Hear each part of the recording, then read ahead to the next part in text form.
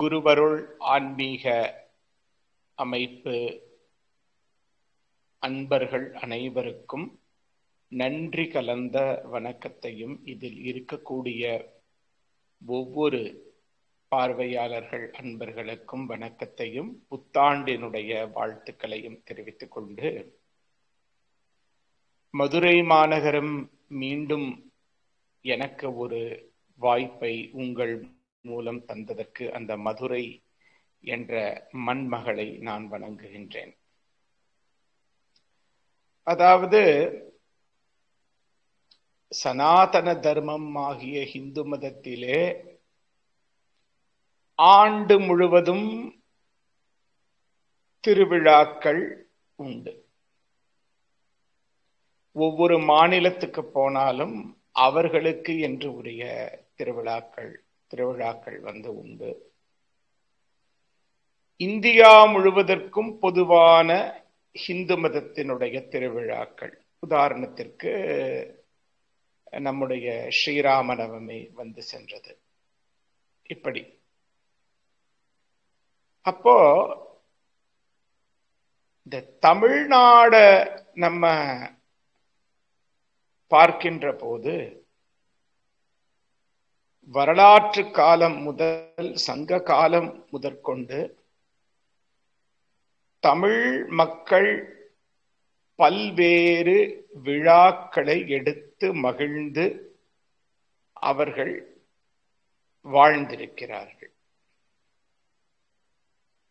சங்க இலக்கியங்கள்ல பல பாடல்கள்ல பல ஊர்களை பற்றி சொல்லும் போது விழாவினுடைய ஒலி, மக்களுடைய ஆரவாரம், அதே போல அங்கே இசைக்கருவிகளுடைய ஆரவாரம் கேட்கக்கூடிய ஒரு ஊராக இருக்கிறது என்று பல பதிவுகள் சங்க இலக்கியங்களில் வருகின்றன. சிலப்பதிகாரத்தையும் மணிமேகலையையும் நாம் எடுத்துக்கொண்டு விட்டால், இப்பொழுது சித்திரை இந்த திங்களில் இந்திர விழா நடைபெற்றுக் கொண்டிருக்கிறது. சித்திரை மாதம் முழு நிலவு, அதாவது முந்தா நாள் வந்து பங்குனி பௌர்ணமி, இனி அடுத்த வரக்கூடியது சித்திரை பௌர்ணமி. சித்திரை பௌர்ணமி வந்து கடைசி நாள் இந்திர விழாவில் 28 நாட்கள் இந்திர விழாவை கொண்டாடி இருக்கிறார்கள். ஒரு நீண்ட திருவிழாவை எப்படி தமிழ் மக்கள் கொண்டாடினார்கள் என்பதற்கு நமக்கு முதலில் ஒரு ஓப்பன் சான்றாக வருவது சிலப்பதிகாரம், மணிமேகலை, இந்திர விழாவை பற்றி சொல்லுகிறார்கள். சரி, மதுரையை பற்றி பார்க்கின்ற போது விழா ஒலி மூதூர் மதுரை, விழா மலிந்த மதுரை என்றெல்லாம் நமக்கு சங்க இலக்கியங்கள் நமக்கு பதிவுகள் தருகின்றன. விழாக்கள் மலிந்து இருக்கக்கூடிய மதுரை, எப்பொழுது பார்த்தாலும் ஏதோ ஒரு திருவிழா அந்த ஊரில் நடந்து கொண்டிருக்கும். அது ஆன்மீகம் சார்ந்த திருவிழாதான் என்று இருக்க வேண்டும் என்பது இல்லை. அரசாங்கத்தினுடைய திருவிழாவாக இருக்கலாம், இல்ல பொது மக்களுடைய குடும்பத்தினுடைய திருவிழாவாக இருக்கலாம். ஏதோ ஒரு வகையில் அந்த மதுரை மாநகரத்தில் விழாவினுடைய ஒலி எப்போதும் கேட்டுக்கொண்டு இருக்கின்றது, விருந்து நடந்து கொண்டிருக்கின்றது, விழாவினுடைய கொண்டாட்டங்கள் எல்லாம் இருக்கின்றன என்று நமக்கு மதுரை காஞ்சி பரிபாடல் இவையெல்லாம் நமக்கு வர்ணனை தருகின்றன. அதுல நம்ம கொஞ்சம் டீவியேட் ஆகி போய் மயிலாப்பூரிலே திருஞான சம்பந்தருடைய தேவார பதிகத்தை பார்க்கும்போது ஒவ்வொரு மாதத்திலும் தமிழர்கள் சைவ சமயம் சார்ந்த விழாக்களை எல்லாம் கொண்டாடி இருக்கிறார்கள் அப்படின்னு நமக்கு வந்து தெரியாது. இப்போ நம்ம அதெல்லாம் தாண்டி இந்த ஒரு 600 வருடம் கணக்கு எடுத்துக்கலாம். இஸ்லாமியர்களுடைய படையெடுப்புக்கு பிறகு விஜயநகர சாம்ராஜ்யத்துக்கு கீழே மதுரை மாநகரம் மீட்கப்பட்டு கோவில் மீண்டும் கட்டப்பட்டு மீனாட்சியை மீண்டும் பிரதிஷ்டை செய்யப்பட்டு புது மதுரை உருவாகி ஒரு 600 ஆண்டுகள் ஆகின்றன. இந்த மதுரை மாநகரம் இன்று இருக்கக்கூடிய கோவில், இதுல ஒரு வருஷத்துல 365 நாள்ல 65% நாட்களில் மாதம் தோறும் இங்கே விழாக்கள் நடந்து கொண்டிருக்கின்றன. இதே போல வேற ஒரு கோவில் எதுனா ஸ்ரீரங்கம், ரங்கநாதனுடைய கோவில். இந்தியாவில் எடுத்துக்கொண்டால் இந்த 2 கோயில்களிலும் ஒரு ஆண்டுக்கு 65% நாட்கள் மாதம் மாதம் மாதம் 10 நாட்கள் என்று கணக்கு வைத்துக் கொண்டு ஏதோ ஒரு திருவிழா நடந்து கொண்டிருக்கின்றது. சரி, அதுல சித்திரை திருவிழாவுக்கு நம்ம வரோம். சங்க இலக்கியமான பரிபாடலை எடுத்து பார்க்கின்ற போது மார்கழி மாதம் திருவாதிரை நன்னாள் மதுரை கோவிலில் மிக சிறப்பாக கொண்டாடப்பட்டது என்றும், கூடல் அழகர் கோவிலில் ஆவணி மாதத்தில் வரக்கூடிய திருவோண நன்னாள் மிக விசேஷமாக கொண்டாடப்பட்டது என்றும் நமக்கு செய்திகள் எல்லாம் கிடைக்கின்றன. நாம் படையெடுப்புகளுக்கு பின்னர் நம்முடைய நாட்டை மீண்டும் மீட்டுவாக்கம் செய்து கொண்டு இந்து மதத்தை மீண்டும் ஒரு புத்துணர்வுக்குள்ளே கொண்டு வருகின்ற போது புது புது விழாக்கள், அதற்கு அடிப்படையாக இருக்கக்கூடிய புராணங்கள், வரலாறு, இதிகாசங்கள் எல்லாம் நமக்கு வளர்க்கப்படுகின்றன. அதில விஜயநகர சாம்ராஜ்ய காலகட்டம், தெலுங்கு நாயக்க மன்னர்களுடைய காலகட்டம், இரண்டும் மதுரை மாநகருடைய வரலாறுல முக்கியமான விஷயங்கள். அவர்களுடைய காலகட்டத்தில் தான் இந்த சித்திரை திருவிழா இது மிக ஒரு பிரம்மாண்டமான ஒரு ப்ரமோஷனுக்குள்ள வருகின்றது. அதற்கு முன்னால சித்திரை திருவிழாலாம் இருந்துதானே, இருந்திருக்கு, எந்த அளவுல இருந்திருக்குன்னா நமக்கு தெரியாது. ஏன்னா வரலாற்று சான்றுகள் நமக்கு கால வெள்ளத்தில் அழிந்து போய் நமக்கு எதுவும் கிடைக்கவில்லை. அது உண்மை. சரி, மாதப்பிறப்பு வருடப்பிறப்பை பாண்டிய மன்னர்கள் விசேஷமாக கொண்டாடி இருக்கிறார்கள், சோழர்கள் விசேஷமாக கொண்டாடி இருக்கிறார்கள். மாதப்பிறப்பு வருடப்பிறப்பு, அதற்கு அந்த மாதப்பிறப்பிற்கும் சித்திரை வருடப்பிறப்பிற்கும் என்ன மாதிரியான விழா, அதற்கு என்ன நிதி கொடுக்க வேண்டும், இதை பற்றிய பல்வேறு விதமான விஷயங்கள் எல்லாம் இருக்கின்றன. சரி, இப்போ சித்திரை திருவிழாக்கு வரோம். இந்த வருஷம் சீக்கிரம் கொடியேற்றம் ஆக போது.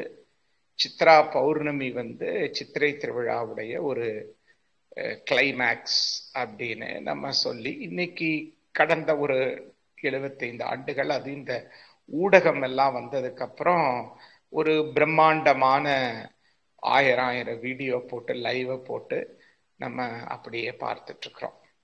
சரி, இன்னைக்கெல்லாம் சித்திரை திருவிழாவை மதுரையில் அழகராத்துல இருக்கிறதையோ மீனாட்சி கல்யாணம் பார்க்கறது அவ்வளவு ஈஸி இல்லைன்னு தான் என்னுடைய தனிப்பட்ட கருத்து. ஏன்னா மீனாட்சி அம்மன் திருக்கல்யாணத்துக்கு உள்ள போய் உட்கார்றதுக்கெல்லாம் நம்ம உடம்புல ரொம்ப ஸ்ட்ரென்த் வேணும். அடுத்தது நமக்கு பணம் வேண்டும், அதுக்கு பொறுமை வேண்டும். அழகா வீட்டில் உட்காந்துட்டு லைவ்ல பார்த்துட்டு போகணும். அதே மாதிரி அழகர் ஆத்துல இறங்குறதெல்லாம் நாங்கெல்லாம் மாணவர்களாக இருந்த போது மதுரை பல்கலைக்கழகத்திலே 96 வரை பார்த்திருக்கிறோம். கடைசியாக நான் நேரடியாக பார்த்தது 2004. இப்ப மதுரைக்கு பக்கத்திலேயே இருக்கிறேன், பார்ப்பது கிடையாது. விழாக்களுடைய தன்மைகள் எல்லாம் மாறிவிட்டன. 1991 பார்த்த அழகருடைய விழாவுக்கும் இன்றைய விழாவுக்கும் பல மாற்றங்கள் சமுதாயத்தில் இருக்கின்றன.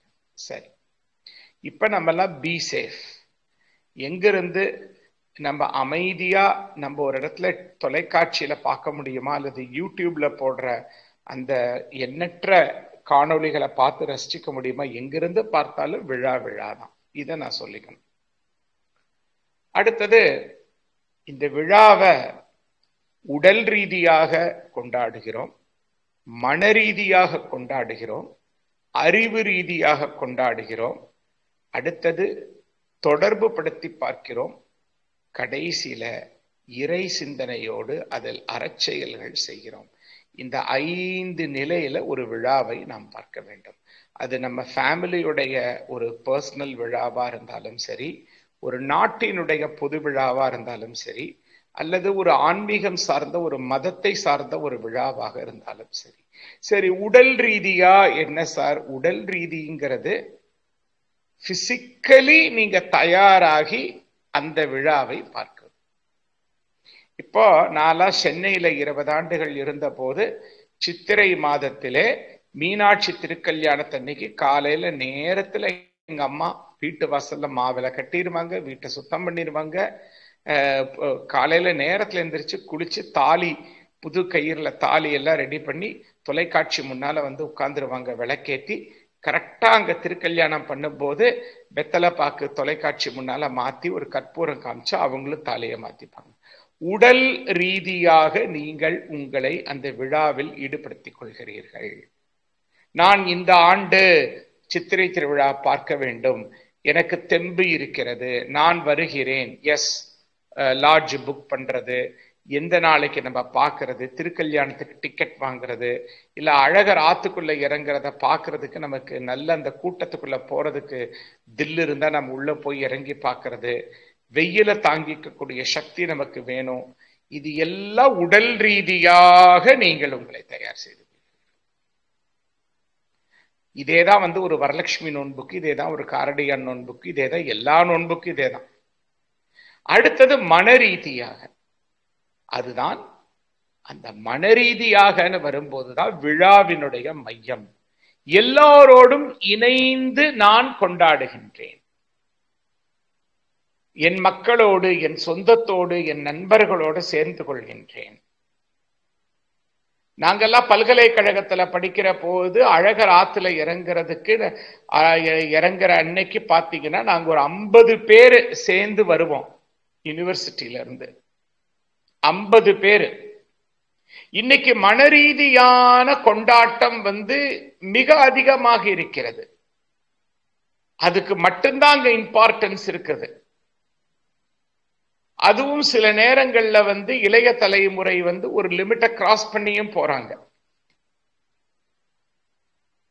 நான் அழகர் மேல தண்ணியை பீச்சு அடிக்கிறேன்னு சொல்லிட்டு கண்டதையும் போட்டு, இப்ப போன 2 ஆண்டுகளுக்கு முன்பு கல்லழகருடைய அர்ச்சகர் வந்து ஒரு ரெக்வஸ்ட் வச்சிருந்தாரு, கண்ட தண்ணி எல்லாம் மேல ஊத்தாதீங்கோ, அதுக்குன்னு சில குறிப்பிட்ட வாசனை பொருட்கள் இருக்கு, சந்தனம் இருக்கிறது, அதில் கலந்தது மட்டும் மேல ஊத்துங்கோ, இல்லாட்டி அழகருடைய திருமேனி பாதிக்கப்பட்டுவிடும். அப்போ மன ரீதியா நம்ம அந்த கொண்டாட்டம் என்பது இன்னைக்கு உச்சக்கட்டத்தில் இருக்கிறது. ஆடுவது, பாடுவது, கூட வந்து நமக்கு கலைகள், கருப்புசாமி வேடம் போட்டு கொண்டு வருவது, மீனாட்சி அம்மையும் சுந்தரேஸ்வரரும் ஒவ்வொரு நாளும் காலையிலும் மிக முக்கியமாக மாலையில் 4 மாட வீதிகளில் வலம் வரும்போது மக்கள் விதவிதமான கலைகளை அங்கே கொண்டு வருவது, ஒன்று திரள்வது, மிக முக்கியமா மாலை நேரத்தில் குழந்தைகள் முதல் பெரியவர்கள். போன வருஷம் நாங்க திருக்கல்யாணம் பார்க்கும்போது திருக்கல்யாணத்தன்னைக்கு முந்தின நாள் பார்த்தீங்கன்னா 2 வயசு குழந்தையிலிருந்து மீனாட்சி அம்மனுடைய அலங்காரத்திலே வந்தார்கள். இதெல்லாம் மனரீதியான சந்தோஷங்கள். அடுத்தது அறிவு. அதுக்குதான் இன்னைக்கு நிகழ்ச்சி. எதற்காக இந்த விழா கொண்டாடப்படுகிறது? அதிலே புராண இத்திகாசம் என்னது, வரலாறு என்னது? நான் மறுபடியும் இங்க ஹிந்து மக்களுக்கு சொல்லிக்க விரும்புகிறேன், புராணத்தையும் இத்திகாசத்தை மட்டும் நீங்க வச்சு நீங்க பார்த்தீங்கன்னா அடுத்த தலைமுறை அதுல நிறைய ஏற்றுக்கொள்ள மாட்டார்கள். அதில் வரலாற்றை நீங்கள் வைத்து பார்க்க வேண்டும், யதார்த்தவாதத்தை வைத்து பார்க்க வேண்டும், வாழ்க்கை நெறிமுறைகளை வைத்து பார்க்க வேண்டும். இப்படி 360 டிகிரி வியூல வந்து நீங்க ஒரு விழாவை அறிவுபூர்வமாக பார்க்க வேண்டும். அடுத்தது தொடர்பு படுத்தி பார்க்கிறது. அந்த விழாவில் நிகழ்ச்சியோடு எனக்கு என்ன கனெக்ஷன்? மீனாட்சியும் சுந்தரேஸ்வரரும் திருக்கல்யாணம் செய்து கொள்கிறார்கள் என்றால் நானும் என் கணவரும் எங்களுடைய திருமண வாழ்வு எப்படி இருக்கிறது? என்னுடைய மனைவியோடு சேர்ந்த என்னுடைய திருமண வாழ்வு எப்படி இருக்கிறது? நாங்கள் எதற்காக இந்த திருமண வாழ்க்கையில் வந்தோம், என்ன செய்து கொண்டிருக்கின்றோம், இப்படி தொடர்பு படுத்தி பார்ப்பது. கடைசியில அந்த விழாவை முன்னிட்டு நாம் அறச்செயல்கள் செய்ய வேண்டும். வெறும் தண்ணி நீர்மோரும் சுண்டலும் புளியோதரையும் கொண்டே கொடுக்க கூடாது, அதுவும் வேணும். ஆனால் ஒரு நல்ல அறச்செயல். அந்த அன்னைக்கு இப்ப என்னோட ஒரு நண்பர் இருக்கார் கேரளால, அவங்க ஊர் உற்சவத்தன்னைக்கு அந்த கோயிலை நம்பி இருக்கக்கூடிய ஒரு முதியோர் இல்லத்திற்கு 2 வேளை சாப்பாட்டுக்கு அவர் ஸ்பான்சர்மா வருஷம் பண்ணிடுவார். அந்த கோயிலுடைய உற்சவம் 10 நாள்ல 1 நாள் அவருடைய ஸ்பான்சர்ஷிப் இருக்கும். அந்த முதியோர்களுக்கு என்ன வேணும்? அதே மாதிரி ஒரு வருஷம் கேட்டாங்க, ஒரு சில முதியவர்களுக்கு மெடிசின் தேவையா இருக்கு, உடனே அவர் அந்த ஹாஸ்பிட்டலுக்கு பே பண்ணினார். இதான் ஃபைனல் அதுதான். அடுத்தது அந்த விழாவின் மூலம் நான் என்ன டிரான்ஸ்ஃபர்மேஷன். அழகர் வருஷம் தான் வராது, அழகர் வருஷம் தான் வராரு. மீனாட்சிக்கு திருக்கல்யாணம் வருஷம் தான் வருது. What is the use? என்ன பயன்? அதை பார்ப்பதால் எனக்கு என்ன பயன்? என் வாழ்க்கையில் நான் எங்கு மாற்றத்தை செய்து கொள்கின்றேன்? இப்படி 5 லெவல்லையும் உணர்றதுதான் யூனிஃபை திருவிழாவை நாம் பார்க்க வேண்டும். இப்போ நம்ம திருவிழாவுக்குள்ள வரலாம். கொடியேற்றமாகும். மீனாட்சிக்கு கோயில்ல கொடியேற்றமாகும். கொடியேற்றமானதற்கு அப்புறம் 4 வீதிகள், காலையிலும் மாலையிலும் ஒவ்வொரு வாகனம். உங்களுக்கு மதுரைக்காரங்களுக்கு தெரியவே வேண்டாம், டிவியில வரும். அதே மாதிரி பிரம்மாண்டமான அழைப்பிதழ், என்ன வாகனத்துல எந்த நேரத்துக்கு புறப்பாடு ஆகுது சுவாமி. அல்ல மெயினா முக்கியமா மக்கள் ரொம்ப கூட்டமா பார்க்கறது மாலை வேலை புறப்பாடு. அதுல நம்முடைய தமிழ்நாட்டுல எந்த ஒரு உற்சவத்தை எடுத்துக்கிட்டாலும் லேட் நைட்ல தான் நடக்கும். காரணம், அந்த காலத்துல பல கிராமங்கள்ல இருந்து அந்த இடத்துக்கு சேர்றதுக்கே சாயங்காலம் 6, 7, 8 ஆயிடும்.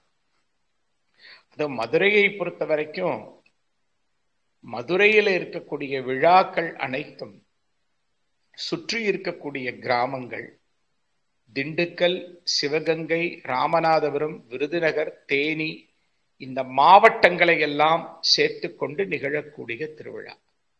எனக்கு தெரிஞ்சு சித்திர திருவிழாக்கு திண்டுக்கல்ல இருந்து எப்படி 10 நாள்ல 4 நாள்ல போய் பார்த்துட்டு வந்த தம்பதிகள்லாம் இருக்கிறாங்க.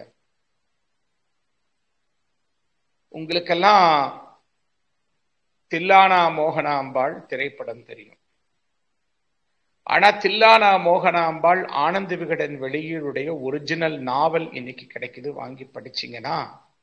மதுரை சித்திரை திருவிழா 1940களில் 1950களில் எப்படி இருந்தது, எப்படி பல நகரத்து கிராமத்து மக்கள் எல்லாம் மதுரையில் ஒன்று கூடி அந்த சித்திரை திருவிழாவை அனுபவித்தார்கள் என்று கொத்தமங்கலம் சுப்பு அவர்கள் அதை நேரில் கள ஆய்வு செய்து பார்த்து பதிவு செய்தார்.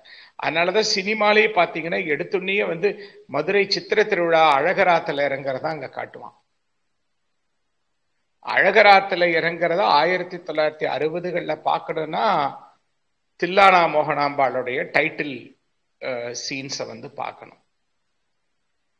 அப்படி திருவிழாக்கள் எல்லாம் மாட வீதிகள்ல சுவாமி எல்லாம் போயிட்டு நைட்டு உள்ள போய் சேர்றதுக்கு நைட்டு 11, 12 இப்படி ஆகக்கூடியதுல நமக்கு தூக்கம் பிடிக்க உடம்பு தயாரா இருக்கணும், இடம் கிடைக்கணும், அந்த இடத்துல போய் நம்ம நிக்கணும். இன்னைக்கு கூட்டம் அதிகம்.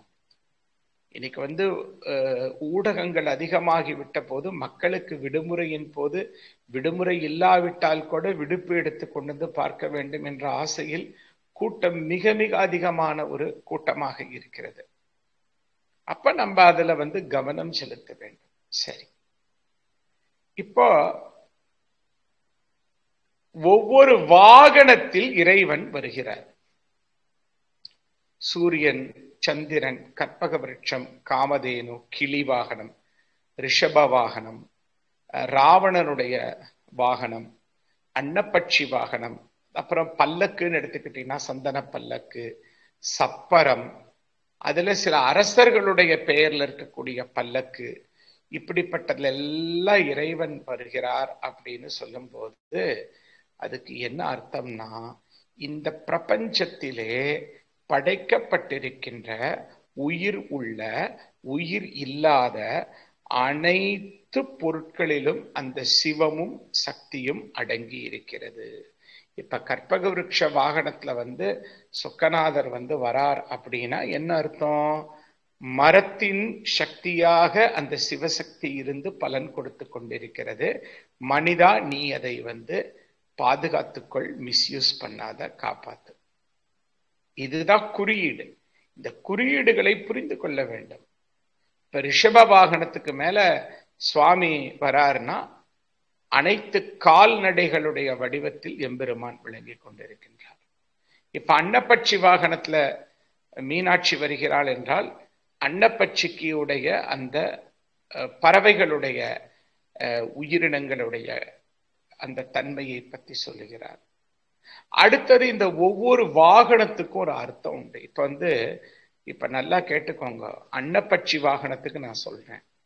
அன்னப்பறவை என்ற ஒரு பறவைக்கு இலக்கணம் என்ன சொல்லப்படுகிறது? பாலையும் தண்ணீரையும் கலந்து வைத்தால் அது தண்ணீரை விடுத்து பாலை மட்டும் பருகும். அப்ப நல்லது கெட்டது என்பது இந்த சமுதாயத்தில், இந்த பொது வாழ்க்கையில், குடும்ப வாழ்க்கையில் இருந்து கொண்டேதான் இருக்கிறது. நீ நல்லதை மற்றும் ஒரு அன்னப்பட்சியாக இருந்து எடுத்துக்கொள்ள வேண்டும். அதனாலதான் பரமஹம்ச நிலை என்று அதற்கு ஆன்மீகத்திலே அந்த பரமஹம்சா அப்படிங்கிற அந்த ஒரு வார்த்தையை ஞானிகளுக்கு தருகிறார்கள். இப்ப அன்னப்பட்சி வாகனத்துல மீனாட்சி வரும்போது அந்த அன்னப்பட்சியினுடைய தன்மையை உணர்ந்து நாம் அதை உள்வாங்கிக் கொள்ள வேண்டும்.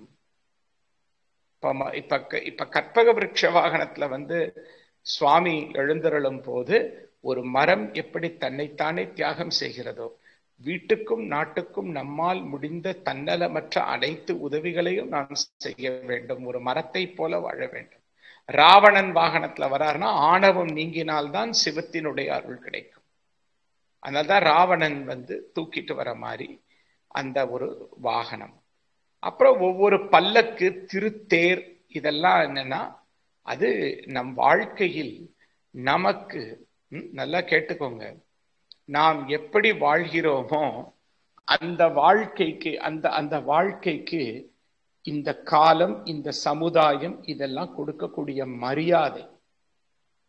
அந்த மரியாதையுடைய அடையாளம் தான் தேரு, கொடி, குடை, அதே மாதிரி எக்காலம் ஊதிக்கொண்டு வருதல், பல்லக்கில் வருதல். இதெல்லாம் மனிதனுடைய நற்செயல்களுக்கு அவனுடைய காலம், அவனுடைய குடும்பம், அவனுடைய சமுதாயம், இதெல்லாம் கொடுக்கக்கூடிய மரியாதையினுடைய சின்னங்கள். இப்படிதான் அதை பார்க்கிறீங்க நீங்க. இப்போ மீனாட்சிக்கு பட்டாபிஷேகம். மீனாட்சி அம்மை சொக்கநாதரை கைப்பிடித்ததற்கு பிறகு மீனாட்சி அம்மை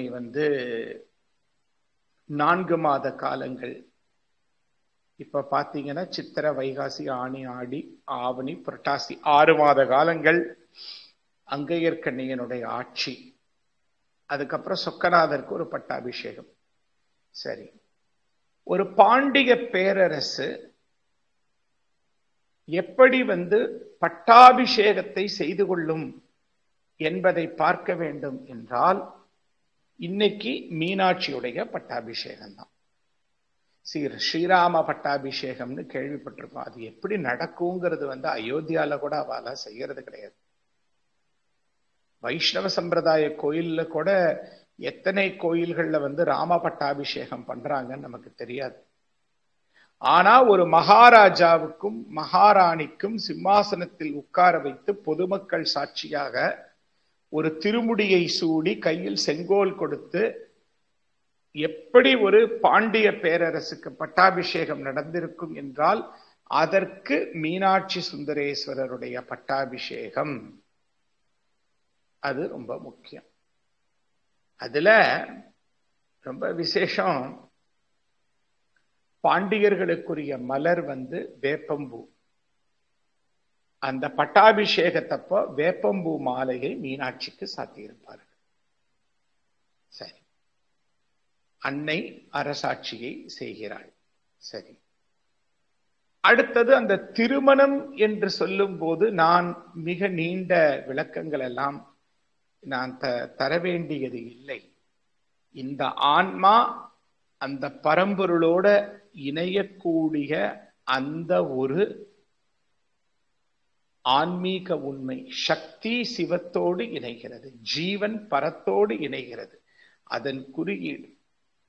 சரி, இந்த மீனாட்சி கல்யாணம் மட்டும் ஏன் சார் இவ்வளவு விசேஷம்? போன வாரம் மயிலாப்பூர்ல கல்யாணம் நடந்திருக்கு, சில இடத்துல நந்திக்கு கல்யாணம் நடக்குது, எல்லா காந்திமதி அம்மனுக்கு கல்யாணம் நடக்குது, ஸ்ரீரங்கத்துல தாயார் பெருமாள் சேர்த்தியில உட்கார்றாங்க, அதே மாதிரி ஸ்ரீவில்லிபுத்தூர்ல ஆண்டாளுக்கு திருக்கல்யாணம் நடக்குது, ஏன் ஆரியங்காவுல தர்மசாஸ்தாவுக்கு பூரணா புஷ்கலாவோட கல்யாணம் நடக்குது, பங்குனி உத்தரத்துல முருகனுக்கு கல்யாணம் நடக்குது. ஆனா இந்த இந்த இந்த மீனாட்சிக்கு மட்டும் ஏன் சார் இவ்வளோ ஒரு கல்யாண சிறப்பு அப்படின்னா, திருமணம் செய்து கொண்டு ஒரு ஆணும் ஒரு பெண்ணும் இல்லறத்தில் இருந்து வீட்டுக்கும் நாட்டுக்கும் என்ன செய்ய வேண்டும் என்பதை அந்த சொக்கனும் மீனாட்சியும் உணர்த்துகிறார்கள். அதனாலதான் மதுரை மாநகரத்திற்கு கல்யாண ஸ்தலம் என்ற பெயர் உண்டு, திருமண ஸ்தலம்.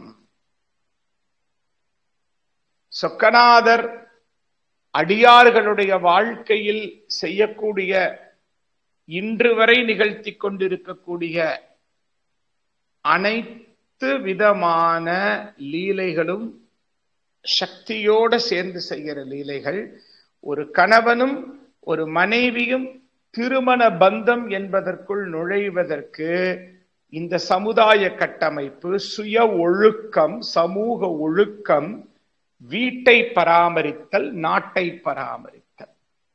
அதுல மீனாட்சி திருக்கல்யாணத்தோட சிற்பம் கம்பத்தடி மண்டபம். கம்பத்தடி மண்டபம்ங்கிறது சொக்கநாதர் சந்நிதிக்கு முன்னால இருக்கக்கூடிய பிரம்மாண்டமான சிற்ப வேலைப்பாடுகள் நிறைந்த நாயக்கர் காலத்து மண்டபம். அதிலே மீனாட்சி சுந்தரேஸ்வரருடைய திருமணம் இருக்கும். அத நம்ம மக்கள் கல்யாண பத்திரிகையில அதை போடுவது வழக்கம். இப்ப போடுறது இல்லை, இப்ப ஜனங்கள்லாம் மாறிவிட்டாங்க இப்பெல்லாம். அதுல ரொம்ப விசேஷம் என்னன்னா, கடம்ப மரத்துக்கு கீழே திருமணம் நடப்பது போல அந்த சிற்பி காட்டியிருப்பான். சமீபத்திலே ஒரு ஆராய்ச்சியில சொன்னாங்க, ஒரு 100 ஆண்டுகளுக்கு முன்பெல்லாம் ஊர் பொதுமரத்தின் கீழ் ஆண் வீடும் பெண் வீடும் சேர்ந்து அந்த பொண்ண, அந்த பைய கையில புடிச்சு கொடுக்கிறது, இதுதான் கல்யாணம். இந்த தாலி வரது அதெல்லாம் ரொம்ப பின்னால. அடையாள சின்னங்கள் அதெல்லாம் ரொம்ப பின்னால. இப்பவும் என்ன சொல்றீங்க, பொண்ணை பெத்தவங்க என்ன சொல்றீங்க, உன்னை ஒருத்தன் கையில பிடிச்சு கொடுக்கணும், அவன் நல்லவனா இருக்கணும். அங்கே அங்கையர்கண்ணியுடைய கையை சொக்கநாதருடைய கையில் சேர்த்து வைக்கிறார். இந்த கைகள் இரண்டும் இணைந்து வீட்டுக்கும் நாட்டுக்கும் அறச்செயல்கள் செய்ய வேண்டும். அதற்குத்தான் அங்க திருமண பந்தம்.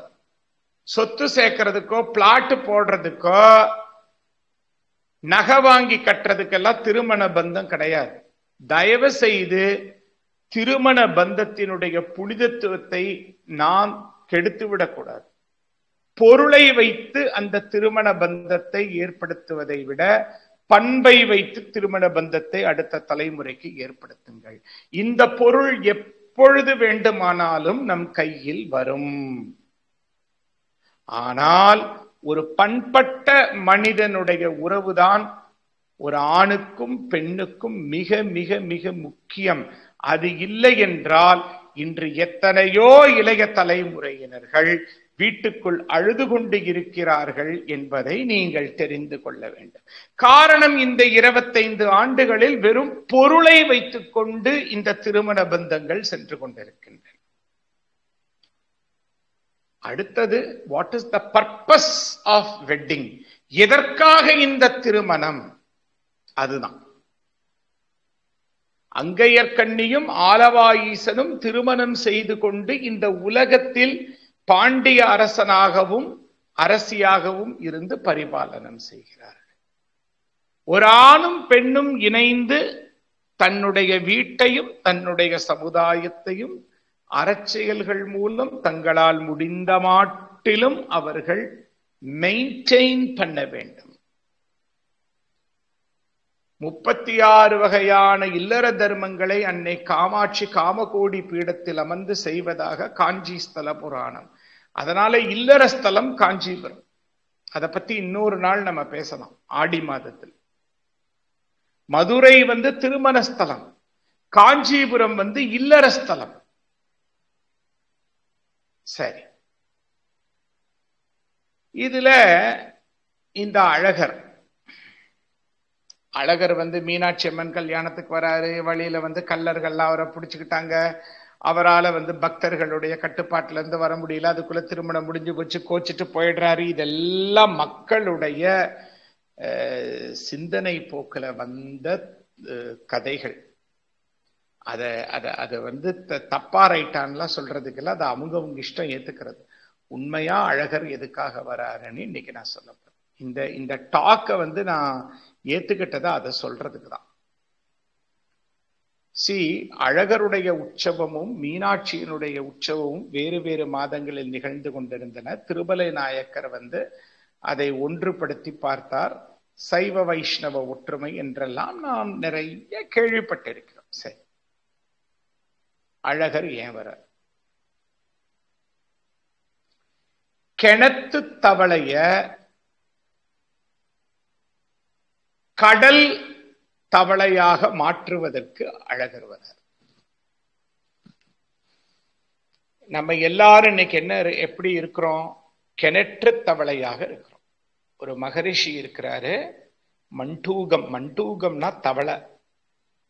அவர் தனக்கு எல்லாம் தெரியும், தனக்கு தெரிஞ்சதுதான் உலகம் அப்படின்னு இருக்கிறாரு. அவருக்கு ஒரு சாபம், நீ கிணத்து தவளையாக வாழ்வாய். அப்ப கிணத்து தவளையா என்ன பண்ணும்? அவர் கிணத்து தவளை சொல்லிச்சான், எவ்வளவு இனிப்பான தண்ணி இருக்கு, எவ்வளவு குளிர்ந்த தண்ணி இருக்கு, எவ்வளவு பெரிய கிணறு இருக்கு எனக்கு அப்படின்னு. அதை பார்த்து ஒரு மீன் சொல்லிச்சான், அட முட்டாள் தவளையே, கிணறை விட இன்னொன்னு இருக்கு குளம், குளத்தை விட இன்னொன்னு இருக்கு ஏரி, ஏரியை விட இன்னொன்னு இருக்கு ஆறு, ஆறை விட இன்னொன்னு இருக்கு கடல். போடா, சும்மா பொய் பேசிட்டு தெரியாத, இந்த கிணறு தான் எல்லாம். அந்த புத்தியில இருந்து நம்மளை மாத்தி என்ன பண்றாரு அழகரு? அந்த கிணற்று தவளை ஒரு கொக்காக மாறி வானில் உயர பறக்கும் போது கடல் மட்டுமல்ல, வானத்தில் இருந்து கீழே இருக்கக்கூடிய சகலத்தையும் பார்க்கும் போது, அடே, நான் இத்தனை நாள் கிணற்று தவளையாக ஒரு மண்டூக மக்காக வாழ்ந்து கொண்டிருக்கின்றேனே, இதுவல்லவா ஞானம் என்று அந்த மாற்றத்தை தருவதுதான் சித்ரா பௌர்ணமி அன்னைக்கு. அதுக்கு அடுத்த நாள் மண்டூக மகரிஷிக்கு தேனூர் மண்டபத்தில் வைகை ஆற்றங்கரையில் மோட்சம் தருவதற்காக அழகர் மலையில் இருந்து புறப்பட்டு எம்பெருமான் எழுந்திருக்கிறார். அக்கரை திருவிழா இக்கரை திருவிழான்னு பேரு. மீனாட்சி சுந்தரேஸ்வரருக்கு திருத்தேர் ஓடி அங்க தீர்த்தவாரி நடந்து கொடியிறக்கப்படும் போது இங்கே உள்ள எதிர் சேவை எல்லாம் 5 நாள் இருக்கிறார் அழகர். அப்ப அழகர் ஆத்துல இறங்குற போது நம்ம என்ன வேண்டிக்கணும்? நான் என் வீடு நான் மட்டும்தான் வாழ்க்கை, நான் சொன்னது மட்டும்தான் உண்மைன்னு இல்லாம பரந்த நோக்கத்தோட நம்ம போறதுக்கு அந்த அழகர் நமக்குள்ள வரணும், ஞானம் உள்ள வரணும், ஞானம் வரணும். அவர் கள்ளர் திருக்கோலத்தில் வருகிறார், கள்ளழகர். இந்த கள் பள்ளிக்கூடத்துக்கு போடுற இல், இதுக்கு 1000 அர்த்தம். நேத்து ஒரு அர்த்தம் ஒரு தமிழ் அறிஞர் சொல்றாரு. அந்த கள் என்றால் கரிய நிறம் உடையவன், கருத்த அழகன், கருத்த மாயோன். கள்ளர் இன மக்களால் பாதுகாக்கப்பட்டதால் கள்ளழகர். கள்வனை போல அன்பர்களுடைய மனதை அவன் திருடிக் கொள்வதால் கள்ளழகர். கள் குடித்தால் போதை ஏறுவது போல் அவருடைய அழகையும் மாயத்தையும் பக்தியையும் கொடுத்து ஆன்மீக பாதைக்குள் நம்மை கொண்டு வரக்கூடியதால் கள்ளழகர். இத்தானை அர்த்த விசேஷங்கள் உண்டு. சுந்தரராஜ பெருமாள் அழகர். அவர் எப்படி வராரு மலையிலிருந்து? ஆதி காலத்தில் ஒரு 75-100 ஆண்டு 150 ஆண்டுகளுக்கு முன்பு நம்முடைய கள்ளர் இன மக்கள் எப்படி தொழிலுக்கு செல்வார்களோ, வேட்டைக்கு செல்வார்களோ, கண்டாங்கி சேலை கட்டி, வளரி என்ற பூமராங்கை கையில் ஏந்தி, குத்தீட்டு ஏந்தி, முண்டாசு கட்டி, குருவாள் ஏந்தி அவர் வரார். போகும்போது அதே மாதிரிதான் போறார். நம் மனதை கொள்ளையடிப்பதற்காக வருகிறார். அடுத்தது அவர் குதிரை மேல வருதுங்கிறது டிப்பிக்கல் எங்களுடைய ஆராய்ச்சியில கல்கி அவதாரம். தங்க குதிரை வாகனத்திலே பச்சை பட்டுடுத்தி அவர் கையில் மிகப்பெரிய ஒரு வேலாயுதத்தை ஏந்தி கொண்டு ஒரு போர் வீரனுடைய தோற்றத்திலே வருகிறார் அழகர். கல்கி அவதாரம் என்பது போர் வீரன். அவன் என்ன செய்கிறான்? நம்முடைய மனதில் இருக்கக்கூடிய பகை உணர்வுகளை நீக்குகின்றான். நாட்டில் இருக்கக்கூடிய பகைவர்களை ஒழிப்பது போர் வீரனுடைய கடமை. என் மனதில் இருக்கக்கூடிய பகை உணர்வை ஒழிப்பதற்கு அந்த இறைவன் தங்க குதிரை ஏறி, குத்தீட்டு ஏந்தி, பச்சை பட்டுடுத்தி, ஆண்டாள் நாச்சியாருடைய ஸ்ரீவில்லிபுத்தூர் மாலையை அணிந்து கொண்டு அவன் வருகின்றான்.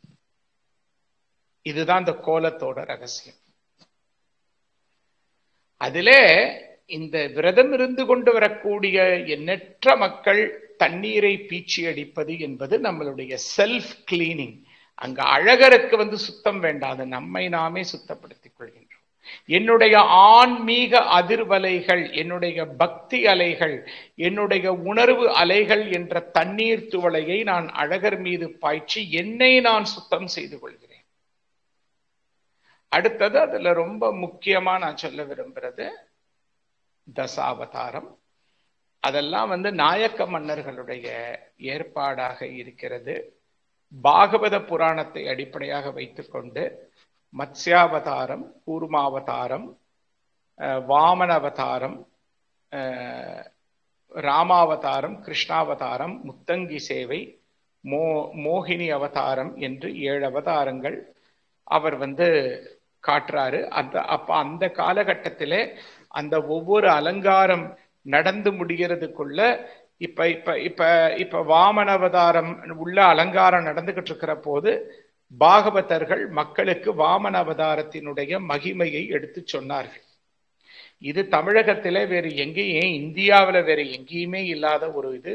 தசாவதார காட்சியில எம்பெருமான் காட்சி கொடுப்பது. அப்புறம் மண்டுக மகிழ்ச்சிக்கு மோட்சம் ரொம்ப முக்கியம். அதுல அந்த கொக்கை பறக்க விடுவதுதான் ரொம்ப முக்கியம். அதாவது நீ ஒரு கிணத்து தவளையா இருந்து இப்போ ஒரு பறவையா மாறி நீ வானத்துக்கு மேல மேல மேல போகும்போது கீழே பூமியை பார்க்கும்போது உனக்கு என்ன ஞானம் வருது? அந்த மாதிரி ஹே மனுஷா, நீ உன்னுடைய குறுகிய பார்வைங்கிற வாழ்க்கையிலிருந்து நீ மீண்டு வா. எப்படியெல்லாம் குறியீடாக வைத்திருக்கிறார்கள் பாருங்கள், எவ்வளவு அழகாக வைத்திருக்கிறார்கள் என்று பாருங்கள். எப்படி அதை நாம் தொடர்பு படுத்துறதா நமக்கு முக்கியம். இதுதான் தொடர்பு படுத்தி பார்க்கிறது அழகிறது. கடைசியில் அவர் மலைக்கு போறார். அப்போ இந்த முழு நிலவு நாள்ல அவர் இறங்கி அவர் இந்த அடுத்த 5 நாள் அங்க இருந்துட்டு திரும்பி போற அதே நேரத்துல நம்முடைய கண்ணகி, பத்தினி தெய்வம் கண்ணகிக்கு அங்கே குமிழியிலே சேரன் செங்குட்டுவன் எழுப்பி ராஜராஜ சோழன் திருப்பணி செய்த கண்ணகி கோட்டத்தில் விழா எடுத்து ஒரே ஒரு நாள் அவசியம் நீங்கெல்லாம் அந்த இடத்த போய் பார்க்கணும். நெடுவேள் குன்றம் நீண்ட வேலாயுதத்தை எரிந்து கிரௌஞ்சமலையாய் நின்ற அசுரனை கொன்ற சூரபதுமனை வென்ற 6 முகங்கள் கொண்ட எம்பெருமான் நிற்கக்கூடிய குன்றத்தின் மீது ஏறி அவள் 14ஆம் நாள் தன் கணவனோடு இணைந்தாள்னு சிலப்பதிகார வர்ணரை நடந்த இடம் அந்த நெடுவேள் குன்றம். இன்னைக்கு குமுளியில இருக்கக்கூடிய அந்த கண்ணகி கோட்டை மலை. அங்கே இப்பொழுது முருகன் இல்லை, அது முருகனுடைய மலைதான். அந்த நெடுவேள் குன்றம் சுருளி வேலப்பரைதான் அந்த நெடுவேள் முருகன் சொல்றாங்கன்னு சொல்றாங்க. சுருளி வேலப்பர், அந்த சுருளி வேலப்பருடைய கோயிலை ஒட்டிய குன்றின் மீது கண்ணகியார் தெய்வமானதை ஒரு முறையாவது வாழ்க்கையில் சென்று பார்த்து வாருங்க. அப்ப சித்ரா பௌர்ணமிக்கு கண்ணகிக்கு என்ன சார்னா, சித்ரா பௌர்ணமி அன்று இரவு விடியற்காலை வரும்போது கோவலனும் கண்ணகியும் பூம்புகாரை விட்டு கிளம்பினார்கள் மதுரையை நோக்கி. இப்படி சம்பந்தப்படுத்தி வைத்திருக்கிறார்கள். அதிலே ரொம்ப முக்கியம், உங்க எல்லாத்துக்கும் தெரியும், மதுரையில மீனாட்சி திருக்கல்யாணத்தின் போது நம்மளுடைய சேதுபதி சமஸ்தானத்தினுடைய பள்ளியிலே பாரதியார் பணியாற்றிய அந்த பள்ளியிலே மிக பிரம்மாண்டமான கல்யாண விருந்து படைக்கப்படுகிறது கடந்த 50 ஆண்டுகள்ல. அதை ஆரம்பித்து வைத்தவர் காஞ்சி பெரியவருடைய ஒரு தொண்டர். மதுரை மாநகரத்தில் மேற்கு கோபுர வாசலுக்கு செல்லக்கூடிய வழியிலே உங்களுடைய இடது பக்கத்திலே சாமுண்டி பாக்கு கடைன்னு இருக்கும். அந்த சாமுண்டி ஐயா அவர்கள் ஏற்படுத்தி வைத்த தொண்டு. நம்ம வீட்டு கல்யாணம்ங்கிற பேர்ல எல்லாரும் கத்தியோட அருகாமனையோட எல்லாரும் அந்த ஒரு 4 நாளைக்கு முன்னால இருந்தே காய் வெட்டுறதுக்கு, அரிசி களைகிறதுக்கு, எல்லாத்துக்கும் கிளம்பலாம். நீங்க யாராருக்கெல்லாம் இஷ்டமோ நீங்க எல்லாம் திருக்கல்யாணத்துக்கு ஒரு 2 நாளைக்கு முன்னாலே வீட்டுல இருந்து கத்தி எடுத்துட்டு அருகாமனை எடுத்துட்டு யாரு வேணாலும் சேதுபதி ஹைஸ்கூலுக்குள்ள போலாம். பிரம்மாண்டமான அந்த ஒரு கல்யாண விருந்து. இது 50வது வருடம். இப்ப ஐயா இறைவனடி சேர்ந்து விட்டதற்கு பிறகு அவருடைய மகன்லாம் எடுத்ததை மக்களோட சேர்ந்து செய்து கொண்டிருக்கிறார்கள். இந்த நேரத்தில் நாம் என்ன நினைத்து பார்க்க வேண்டும்னா, அந்த பிரம்மாண்டமான திருவிழா ஒரு 15 நாள் நடக்கிற போது எத்தனை விதமான கலைஞர்களுக்கு ஒரு வாழ்க்கை அமைகிறது, வாழ்வாதாரம்.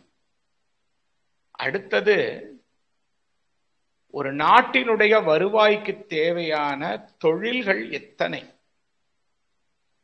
ஒரு பலூன் விற்கிறவன்ல இருந்து, பூ விற்கிறவன்ல இருந்து அத்தனை தொழில்கள் அங்கே வாழ்வை பெறுகின்றன அந்த 16 நாள்ல. அதனால நம்ம ஒரு விழாவை கொண்டாட வேண்டும், ஒரு விழாவுக்கு முடிந்தவரை செல்ல வேண்டும். இப்ப நாங்கெல்லாம் இருக்கோம், எம்பெருமானுடைய அருளாலே கடந்த 4 ஆண்டுகளாக எங்களுக்கு தெரிஞ்சவங்க மூலம் கரெக்டா மீனாட்சி அம்மன் பட்டாபிஷேகத்துக்கு போகும்போது அந்த அம்மாவோட பல்லக்குக்கு அந்த அம்மாவுக்கு மரியாதை செய்யக்கூடிய ஒரு பாக்கியத்தை பெற்றோம். நம்மால என்னெல்லாம் முடியுமோ அதை கொடுத்துட்டா அவங்க அந்த மரியாதையை செய்கிறார்கள்.